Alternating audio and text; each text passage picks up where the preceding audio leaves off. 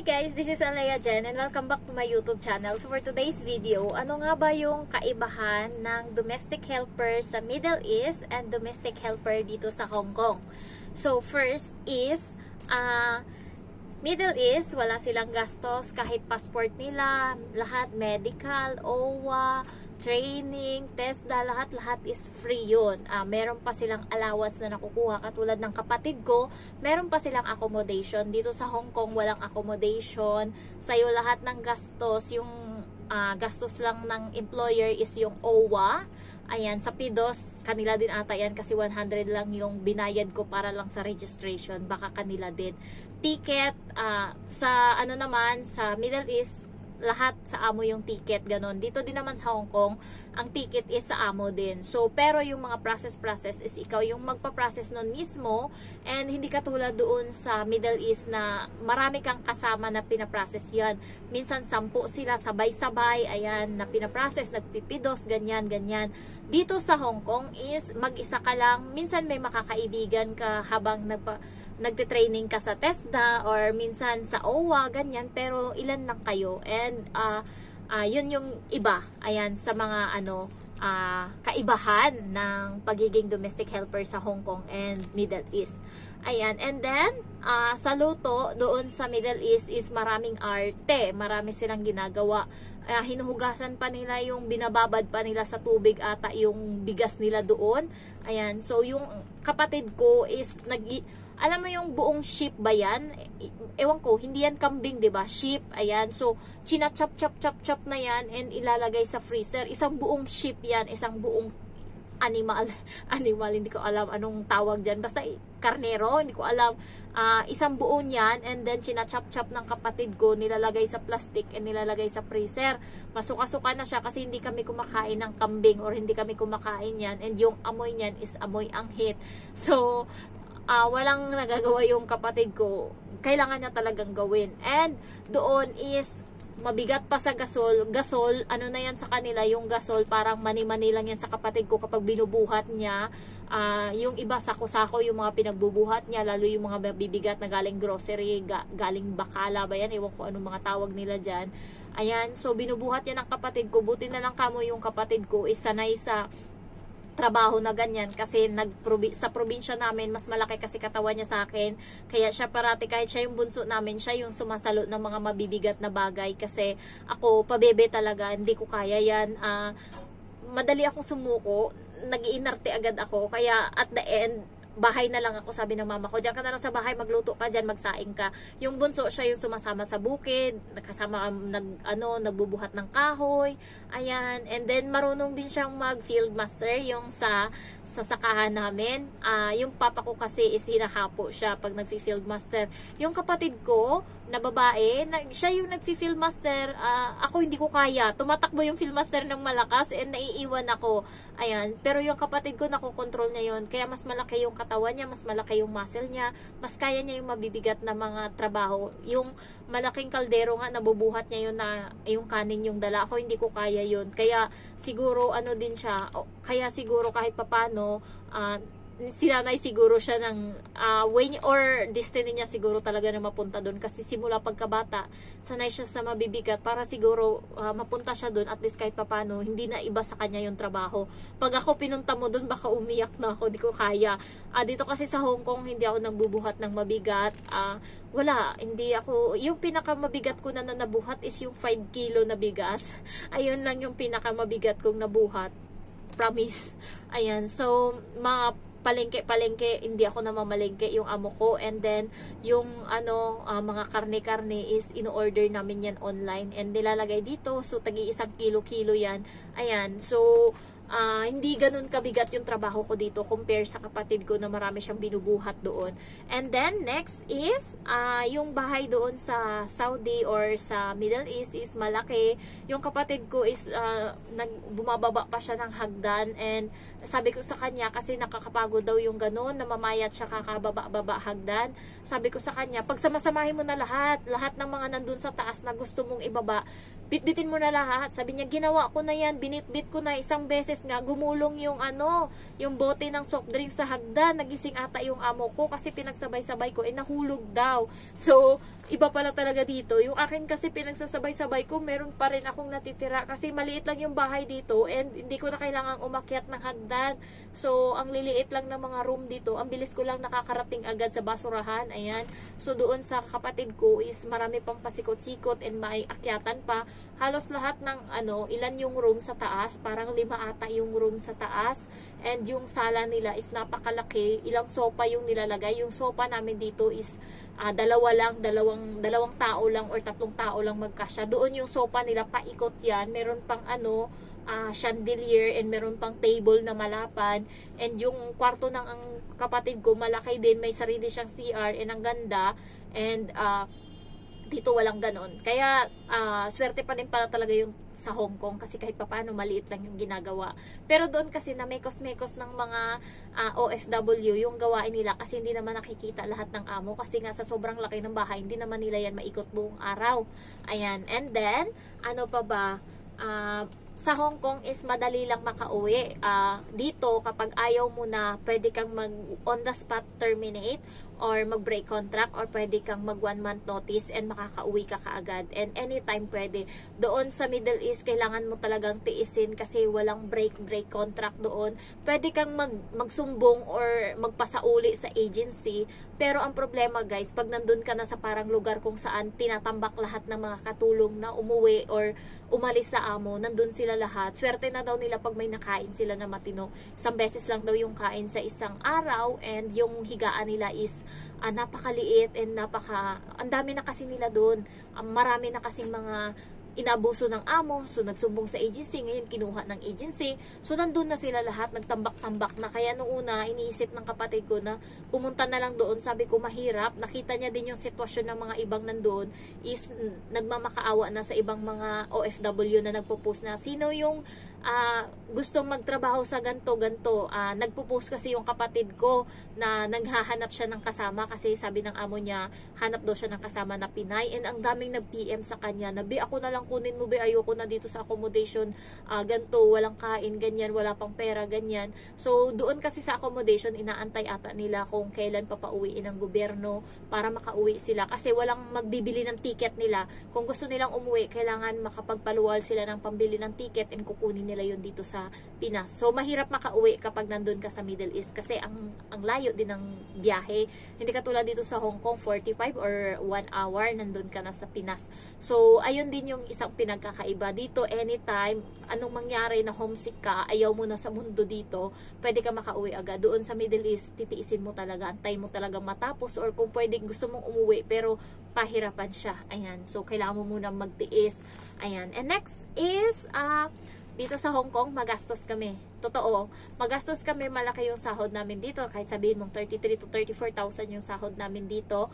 Pero yung naman, yung expenses namin every week na day off is doon naman nagmamatter. Kasi lalo pagka magastos ka, maluho ka, doon ka talaga babawian. Kasi yun nga, may day off kami and kung ano-anong mga hanas namin sa buhay, gagala kami, nai-enjoy naman namin yung isang buong araw na day off namin. Kaso yung pagkain and then yung gala, pamasahe, ngayon kung may gastos ka, kung meron kang bisyo, halimbawa nag-iinom, lalo yung ibang heartbroken dyan, shoutout sa isa kong subscriber na naging kaibigan ko na and heartbroken ngayon, inaaya akong uminom. Ayan, sabi niya mag-inom daw kami, sabi ko sa kanya meron akong wine dito, tagayin na lang ba natin to sa park? Tapos sabi ko matulog siya kasi wala siyang tulog, 3:00 ng umaga, kanina is nag-overthink pa din siya kasi nga nag-away sila ng jowa niya up to the part na naghiwalay, ganon. So sabi ko sa kanya magpahinga siya kasi wala siyang tulog, and then lumabas din pala siya. Pero ako dito lang ako sa bahay, umuwi ako kaagad, lumabas lang ako, kumain lang ako, and then bumalik ako kaagad dito. Ayan, bumili lang ako ng mga kailangan kong bilhin. Addict ako sa lotion guys kasi ayoko kasi, ang dami ko ng scratch. And then next, para ang layo na natin, sa Middle East madami depende din, pero sa Middle East yung kapatid ko madami silang pagkain, and then yung kanin doon is sagana, plato-plato nila is malaki yung plato nila, and hindi doon ini-issue yung kanin, hindi dun issue na maraming kanin na nasa plato mo. So yung mga tao dun is madami kong kumain ng kanin.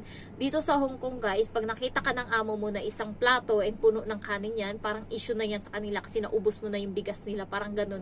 Kasi yung kain nila dito is isang bowl ng kanin and konti lang yan. Ako nakita ko ng amo ko, nakita ko siya isang beses, lumabas ako kasi tumai yung bata and then nahuli ko siya na pumasok siya dun sa kusina kasi kumakain ako. Tinignan niya siguro yung ulam ko and yung kanin ko and nakita niya siguro na madami akong kanin. And pagka nagsaway naman siya sa akin, pagka sinabihan niya ako bakit naubos agad yung bigas, buti hindi niya ako sinasaway and nakikita niya naman sa CCTV na madami akong kumain ng kanin. Kapag sinaway niya siguro ako, sasabihin ko sa kanya, hindi ako nagre-request sa'yo linggo-linggo, kahit minsan isang buwan, wala akong nire-request sa'yo na bilhan mo ako ng ganto, bilhan mo ako ng ganyan. Kasi may food allowance ako, sasagutin ko talaga siya. Kapag sinabi niya, bakit ang dami mo kong kumain ng kanin? Buti hindi niya ako sinasabihan ng ganyan. Masasagot ko siya guys, may sagot na ako dyan. Sabi ko ganon sa sarili ko.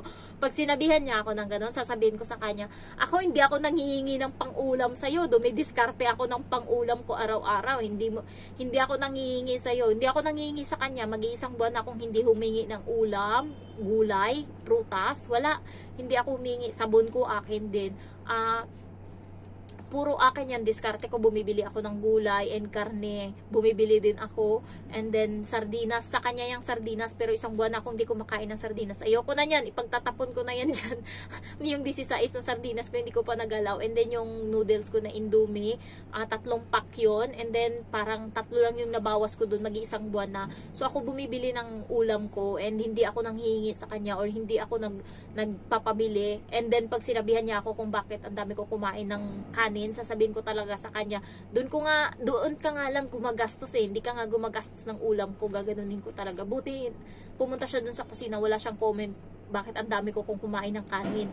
So wala, pumunta siya doon, and then nung malaman niyang lumabas ako sa CR, pero nakita ko na siya, lumabas ako, dali-dali siyang lumabas din doon sa kusina, na pabalik siya dito sa sala. So, nag-iiwasan siya, pinupuntahan niya ako doon, tinitignan niya yung pagkain ko, pero bumalik din siya kaagad, ayaw niyang mahuli ko siya, baka mapahiya kasi siya. And then, ano pa ba, sa Saudi, puyatan doon guys, lalo pag may Ramadan, is one month silang puyat, and then kasi gabi yung kain nun, so gabi yung kapatid ko is alas 6 ng umaga natutulog, nagigising siya alas 2 ng hapon, so puyat sila, iba, pero kasi may blessing silang natatanggap, marami silang natatanggap na ayuda. Yung iba nagbibigay ng gold, yung iba nagbibigay, yung si baba niya nagbibigay sa kanya ng pera. Sa pera natin is nasa 3,000. Yung madam nagbibigay, nung nakaraan nagbigay ng cellphone. Hindi ko lang alam ngayong Ramadan kung ano ibibigay sa kapatid ko. And then, yung mga bata nagbibigay-bigay din ng tig 5 Hong Kong dollar. 5KD ba yung tawag nila doon? Kuwait dollar. So, yung mga bata nagbigay sa kapatid ko ng 5KD. Yung teacher na bata nagbigay ng 10KD. Ayan. So, maraming naipon yung kapatid ko noon kasi yung mama ng amo niya nagbigay din sa kanya. So, may mga ayuda sila doon. Hindi ko lang alam dito sa Chinese New Year kung meron din akong paayuda galing sa amo ko. Pero, siguro meron. Hindi ko lang alam. Kasi parang tradisyon naman yan nila dito. Ayan. So, walang puyatan dito sa Hong Kong, pero yung ibang mga katulong is mostly alas 12 na natutulog or natatapos ng trabaho alas 10, and then yung gising is maaga. So dalawang araw ng late yung tulog ko, pero okay lang kasi natutulog ako sa tanghali. Hindi naman nakikita yan ng amo ko sa CCTV. Sinasarado ko yung pinto, natutulog ako kasi nga napupuyat talaga ako kasi noong nakaraan alauna na tsaka kami natapos kasi galing sila sa labas, and then kahapon natapos ako alas 11. Ayun, nakatulog ako kaagad. Kasi kapag sobrang puyat ko, nagiging grumpy na ako. Mainitin yung ulo ko. Ayan. So, ayun, isa din. And then, ano pa ba? Sa Middle East, wala silang gastos sa mga sabon, ganyan. Gumagastos sila konti. Pero mostly sa pagkain, sa shampoo, minsan sa napkin, yung amo yung nagbibigay sa kanila. Dito sa Hong Kong kami yung bumibili ng sabon namin, toothpaste namin. Minsan, yung ibang kaibigan ko, kumukupit sila kasi isa lang yung kwarto nila or isa lang yung CR nila. So, nandun lahat ng gamit na panligo, ganyan, toothpaste, toothbrush. So, nakakakupit sila nun. Dito sa akin, iba yung CR ko. Yung CR ko, CR ng pangkalahatan, pero yung CR nila, CR lang nila yon, ganon. So, yung CR ko, gumagamit din sila minsan doon sila gumagamit ng CR, umiihi, pero nandun yung sabon ko. Doon sa kabila, doon talaga sila naliligo. Ayan. So, ano pa ba? So far, ayan lang kasi 14 minutes. Magpa-part 2 na lang ako in case na meron pa akong nakalimutan. Pero, yung kapatid ko doon is na-stress lang siya minsan kasi nga, mga madaya tong mga nasa Middle East. Yung sa job order nila is 5 member in the family lang, mag-asawa and then 3 bata. Pagdating na doon, 8 na guys. Kasama driver, 10 na sila guys. Ayan, so mag-asawa and then merong anak na 6. Kasi yung panganay, yung sumunod, yung kambal, and then may babae pa, 13 years old, may bata pang maliit, so 6, mag-asawa, di 8, 2 yung driver, pinapakain pa yan ng kapatid ko, nilulutuan pa yan, so 10 lahat yung siniservisyuhan niya doon sa Kuwait. Yung akin dito is 3 lang talaga, 1 bata, 2 yung mag-asawa, minsan nai-stress pa ako sa 3 na yan. Ayan, so napakaswerte ko na, 'di ba? Napakaswerte ko na. Yung kasabay ko kanina sa train na nakikonek sa akin ng hotspot, sabi niya is wala daw siyang alaga na bata pero may pusa daw siya, 2. Guys, yung pusa is ang baho ng tae niyan, mas mabaho pa sa tae ng aso. Kaya yun yung minsan sinusukuan niya. 3 months pa lang siya dito. Tapos, ang ano sa kanya is, bago siya umalis ng bahay, antayin niya muna gumising yung amo niya, magpaalam siya na aalis siya. And then, pag uuwi siya, kailangan niya munang i-text or i-chat yung amo niya, pagbubuksan siya ng pinto bago siya makakapasok. Sa akin dito, walang ganun. Lalabas ako kung kailan ko gusto, uuwi ako ng kailan ko gusto, pero hindi ako nag-aabusado. So, lalabas ako ng maaga, pero bumabalik ako agad bago pa sila dumating. 4:00, 3:00 nandito na ako. Ayan. So, ayun lang guys. Umabot na naman ng 16 minutes yung video ko. Matagal to ma-upload, 2 araw. So, thank you for watching. Bye-bye. Love you all.